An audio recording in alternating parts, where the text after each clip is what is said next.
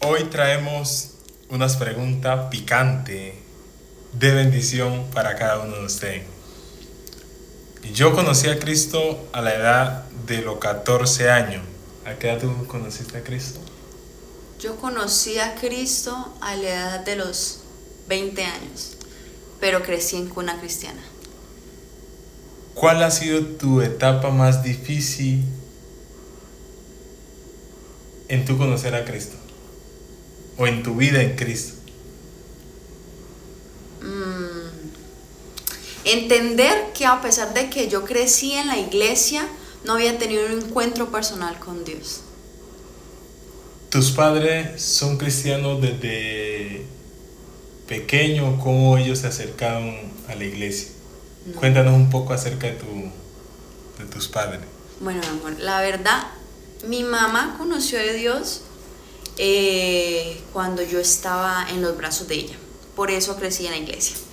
Pero mi mamá conoció de Dios porque ella veía en otra religión, en una religión que no pasaba nada, que no sentía nada, no veía nada interesante en esa religión donde mi abuela se crió.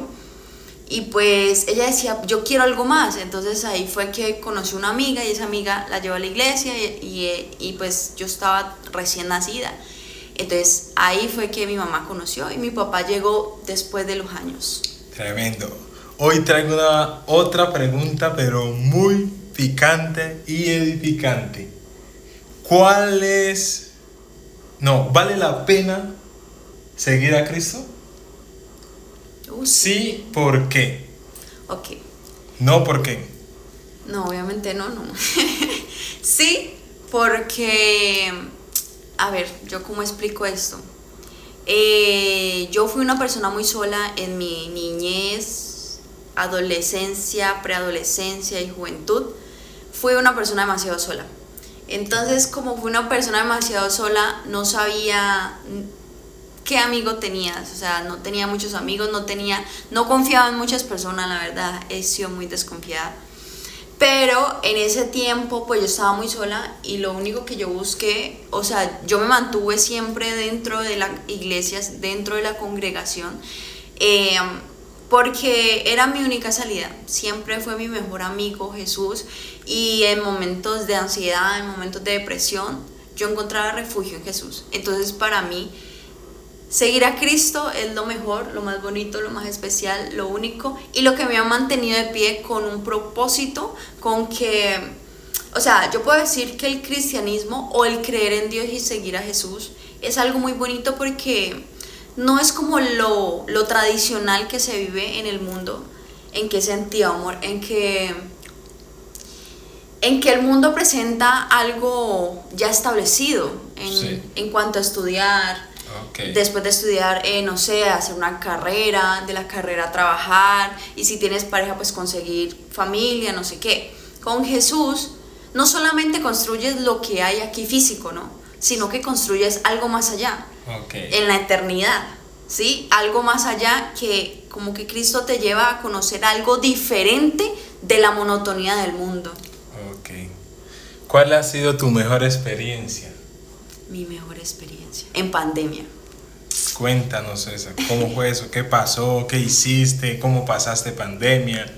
Bueno, para mí pandemia, aunque fue muy difícil para muchas personas, para mí también lo fue, pero ahora que después de que pasé el proceso, creo que puedo decir que fue lo mejor y lo más bonito, porque en ese momento en que empezó pandemia y todo el cuento, hubo un tiempo muy difícil pues en mi entorno.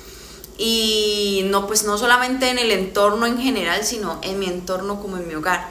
Entonces, en mi hogar no, pues en mi familia. Entonces era muy complicado la convivencia más allá, era mucho más allá de lo común pues que se estaba viviendo, que habían discusiones y todo el cuento. Era mucho más allá.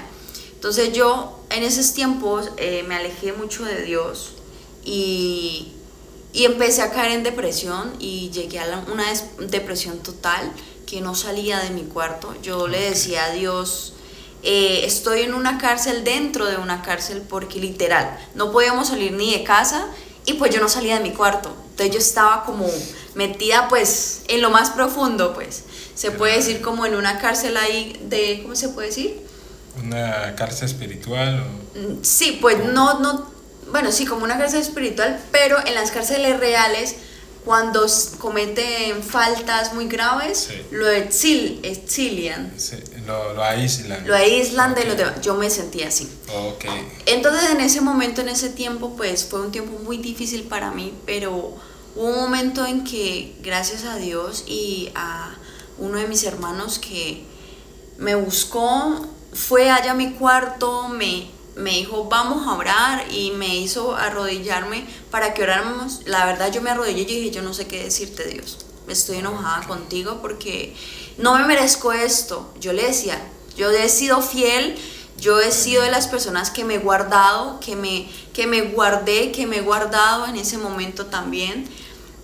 ¿Y por qué pasó esto? Eso fue lo que yo le dije a Dios. Tremendo. Entonces, ese momento fue muy especial para mí porque el Padre, aunque creo que algunos no lo van a creer, pero lo que me pasó a mí fue algo más allá. Sí. Porque Dios me llevó a ver mi pasado. O sea, tuve como un bucle de tiempo donde el Espíritu Santo me llevó como a cuando empezó la herida de mi corazón, la herida que, como les dije, yo no confiaba en nadie. Espera, pregunta ahí. Hablaste acerca de la herida de tu corazón. Sí. ¿Qué hirió tu corazón? Unas palabras que me dijeron en mi infancia, que yo era desde muy niña, yo fui muy cariñosa en la niñez. Sí. Y a través de una frase que me dijeron, que era que yo daba amor por interés, yo cerré mi corazón. Yo le decía a Dios, haz que mi corazón sea como un iceberg de hielo. Wow. Que nadie lo traspase, Tremendo. que nadie me lastime, que nadie me haga daño. Eso yo le pedí a Dios. Realmente, entre mi ignorancia, mi dolor, el daño que yo tenía desde muy pequeña, me llevó a crecer de una manera dolorosa, pero triste. Pero yo seguía buscando a Dios. O sea, yo seguía buscando ese refugio que no encontraba en nadie, porque no confiaba en absolutamente nadie. Yo solo confiaba en Dios porque Dios me levantaba y me levantaba y me levantaba. Y yo seguía la vida y estudiando y así, pero venían muchas cosas difíciles. Entonces, eso fue lo que pasó. Fueron esas palabras, tú das amor por interés. Y yo desde ese momento cerré mi corazón para todo el mundo, hasta para mi mamá, que ha sido pues la persona como más, Tremendo. mi mejor amiga pues. Hay algo muy importante que tú dijiste, por ejemplo, en medio del dolor tú te refugiaste en Dios. Sí. Pero hay personas que en medio del dolor se refugian en otra cosa y se alejan de Dios. ¿Tú qué le aconsejas a esa persona? Bueno, yo estuve en los dos, yo estuve cerca de Dios y lejos de Dios. Tremendo. Porque yo decía, lo que yo pasé en ese momento, donde pues tuve mi encuentro con Dios, que realmente conocí a ese Dios que es real, que es mi amigo. En ese momento fue antes, o sea, ¿cómo le puedo explicar? Antes de eso, yo me había alejado de Dios y no le hablaba. Y yo le decía a Dios que me quitara la vida. Tremendo. No dejaba de hablarle, pero no era que me consagrara. Entonces, para las personas que se han alejado de Dios y las personas que hablan con Dios pero no ven nada, lo que yo digo es que se mantengan. Okay. De que sigan buscando, aunque no escuchen, aunque no vean, aunque pase cosas en tu vida que tú no entiendas, la respuesta vendrá después de que tú sanes con Dios. Porque hay algo muy bonito, Sí. mi amor, cuando uno aprende a amar a Dios, uno entiende que hay cosas que son muy duras, pero que habrá salida. Ok, tremendo. ¿Y qué podemos hacer con esa persona que piensa que ya no hay salida?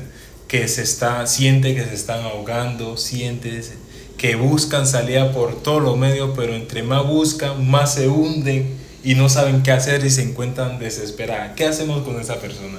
Esta respuesta va a ser complicada, pero la va a decir, que se hunda. Dios mío. ¿Cómo así que se hunda? Explícanos. Yo aprendí algo de una prédica de un pastor que sigo mucho. Y ese pastor decía que hay veces necesitamos